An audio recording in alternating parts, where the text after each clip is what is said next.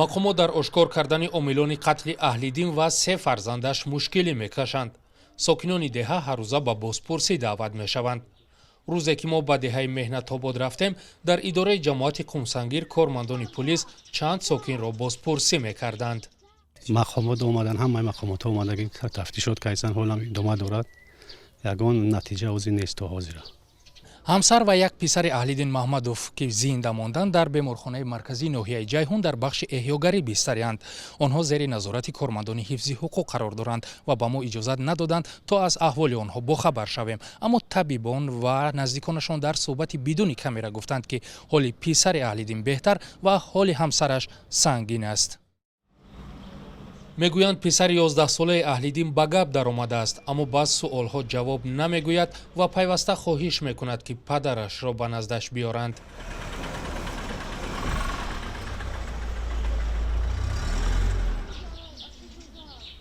ин ҳавлии падарии Аҳлиддин Маҳмадов аст ки ӯ ҳамроҳи ҳамсару 4 фарзандаш дар ин ҷо зиндагӣ мекард.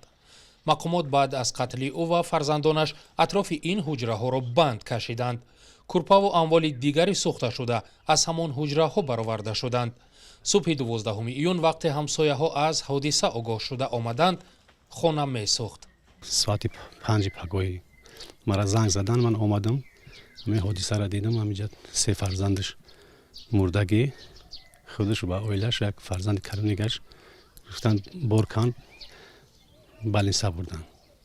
худаш да балинса ним соат баъд гузашта, ози оилаш ба фарзандаш ва азмин да балинса хобанд. зикриё маҳмадов бародари Аҳлиддин аст. мегӯяд вақте ҷасадҳоро аз хона мебароварданд, баданашон аз дуд сиёҳ шуда буд, аммо ҳанӯз насӯхта буданд. бародарам ба оилааш ба як фарзанд дигаш ҷидо хоб буданд. 3 фарзанд дигаш ҷидо, 3 фарзанд ҷидо хобрави ҳар сеч мурданд. зикриё намедонад ба хоҳиши писари бародараш ки пайваста мепурсад падарашро ба наздаш биёранд чӣ посух гӯяд. ӯ ҳатто ҳайрон аст ки ҳодиса чӣ гуна рух дод ва бародари ӯро бо фарзандонаш кӣ ба қатл расонд. ба қавли ӯ Аҳлиддин бо касе хусумат надошт ва далеле ҳам барои қатли ӯ вуҷуд надошт. 11 числа бегаи дида будамаш сари заминда. сари заминша дида будамаш бегаи. салом алайк кардем дагадаш рафт. мардуми деҳот хусуматш хуб буд. ба ягон кас ягон ҷалб намекард. ягон зиндагиш хуб буд, рафтаи сар буд. модараш як 4-5 моҳ гузашта буд. оилаш хати ҳамин фақат ҳамин кор мекардан, меомадан хонашонда. ягон ҷойга намебаромад.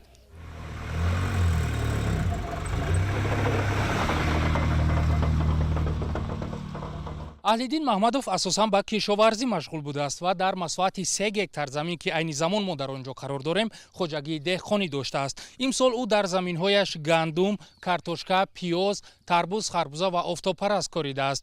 ҳодиса баъд аз ғундоштани ҳосили гандум рух додааст. тарбуз, харбуза ва офтобпарасташ ҳанӯз напухтааст. 1 ҳафта боз заминҳояш ин ҷо бесоҳиб хобидаанд. ошкор нашудани қотилон дар ин ҳодиса сокинони деҳаро дар ҳолати тарс қарор додааст. ки онҳоро кушт? барои чӣ кушт? оё хатаре нест ки дар нисфи шаб ба хонаи онҳо низ ҳамла шавад?